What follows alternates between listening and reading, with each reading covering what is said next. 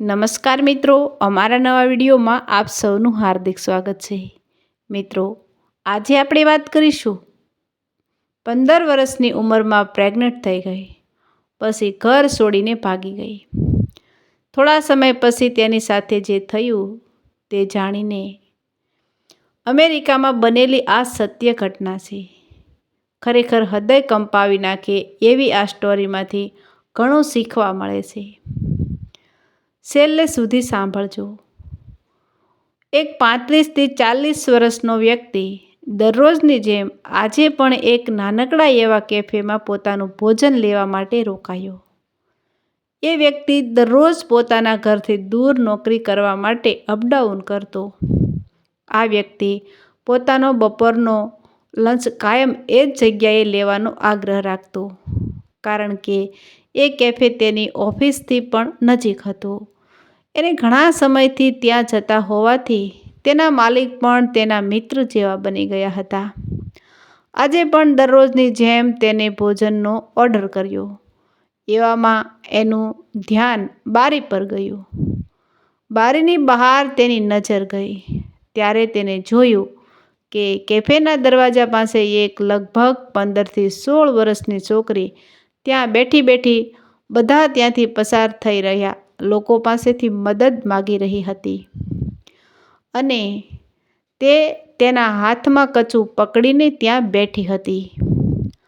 વાતાવરણ ઠંડુ હતું એટલે તે ઠંડી પણ ખૂબ જ અનુભવી રહી હતી, અને તેમ છતાં ત્યાંથી પસાર થયેલા લોકો પાસેથી મદદ માગી રહી હતી.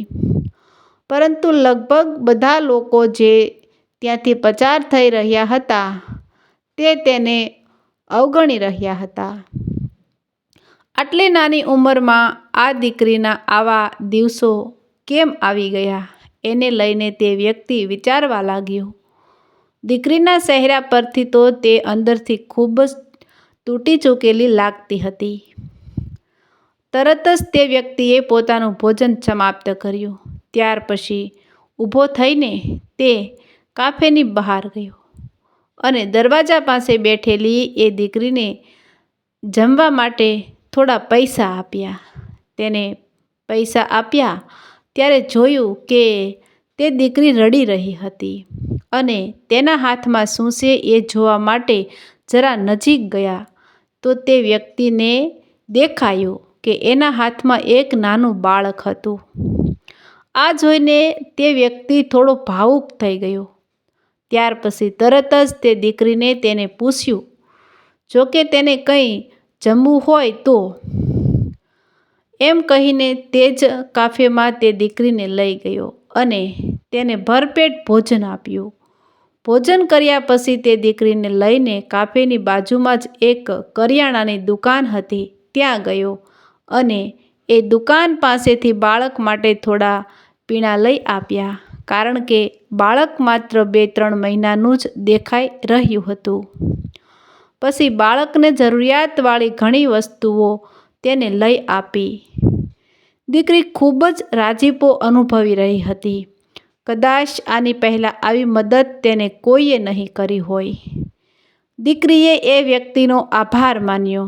વ્યક્તિએ તેને પૂછ્યું, બેટા, તું આવી પરિસ્થિતિમાં કેમ અહીં છો? દીકરી મન ભરીને બોલવા લાગી અને કહ્યું, એ જ્યારે 15 વર્ષની હતી ત્યારે જ તે ગર્ભવતી થઈ ગઈ હતી, અને જ્યારે પણ આ વાતની તેના ઘરે ખબર પડી ત્યારે તેના માતા પિતા ખૂબ જ ગુસ્સે થઈ ગયા. તેનો અને તેના માતા પિતા સાથેનો ઝઘડો ખૂબ વધી ગયો, અને એક દિવસ તેણે નક્કી કરી લીધું અને તે ઘરેથી ભાગી ગઈ.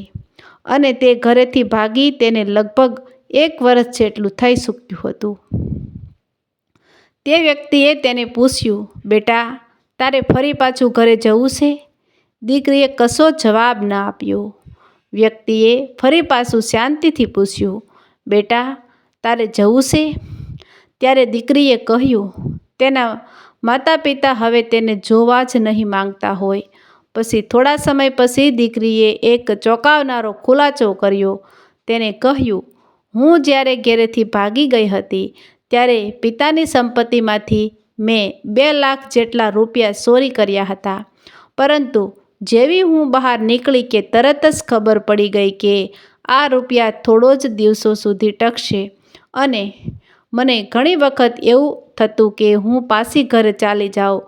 પરંતુ મેં જે કર્યું ત્યાર પછી મારા માતા પિતા મને સ્વીકારવા માંગશે કે નહીં, બસ એ વાતનો ડર આજ સુધી સતાવી રહ્યો છે. એ વ્યક્તિ સાથે ઘણી વાતોચીતો કરી.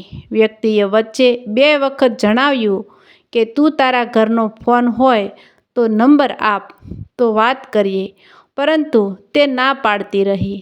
વ્યક્તિએ કહ્યું, બેટા તું જરા પણ ચિંતા નહીં કર, તારા ઘરે હું ફોન કરીશ અને હું જ વાત કરીશ. જો તે લોકો તારી સાથે વાત કરવા આવશે તો જ હું તને વાત કરાવીશ.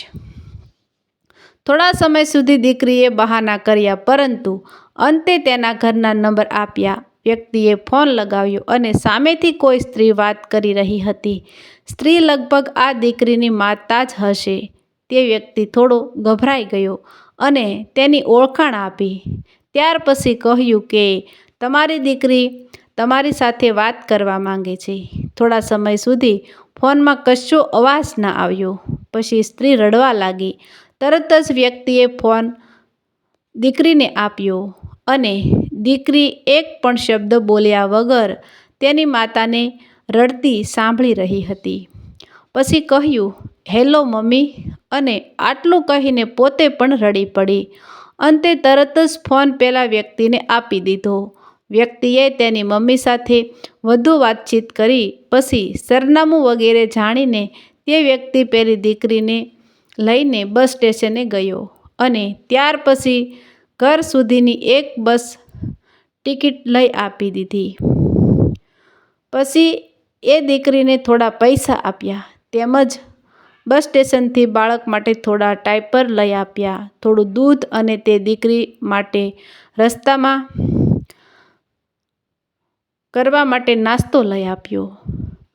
એ દીકરી બસ રડતા રડતા એ વ્યક્તિનો વારંવાર આભાર માની રહી હતી અને કહી રહી હતી, થેન્ક યુ. બસ આવી એટલે બસમાં ચડતા પહેલાં એ દીકરી તે વ્યક્તિને ભેટી પડી અને ધ્રુસકે ને ધ્રુસકે રડવા લાગી. વારંવાર તે વ્યક્તિનો આભાર માની રહી હતી. વ્યક્તિએ તેને સાંત્વના આપી, બસમાં બેસાડી દીધી અને ઘરે પહોંચીને વ્યક્તિ સાથે કોન્ટેક્ટમાં રહેવા માટે કહ્યું. બસ ઉપડી અને તે દીકરીએ બસમાંથી એ વ્યક્તિને હાથ હલાવીને બાય કહ્યું. બસ ત્યારથી જ એ દીકરી સાથે પહેલા વ્યક્તિનો સંબંધ જાણે ગાઢ થઈ ગયો. દીકરી તેના ઘરે પહોંચી ગઈ અને એ વ્યક્તિ સાથે પણ વાતચીત કરી લીધી.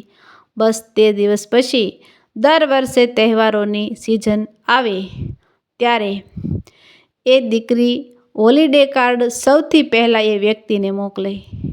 આજે તે દીકરી કોલેજમાં ભણી રહી છે અને 24 વર્ષ થઈ ચૂકી છે અને એ વ્યક્તિએ આ દીકરીની મદદ કરી એ વાતથી જાણ માત્ર એ વ્યક્તિને તેમજ પેલા કાફેના માલિક 2 જ વ્યક્તિને ખબર છે અને તે વ્યક્તિની ઓળખ આજ સુધી અજ્ઞાત છે. મિત્રો, આવા જ નવા વિડીયો જોવા માટે અમારી ચેનલ લાઇક, શેર અને સબસ્ક્રાઈબ કરજો. વિડીયો સાંભળવા બદલ ધન્યવાદ.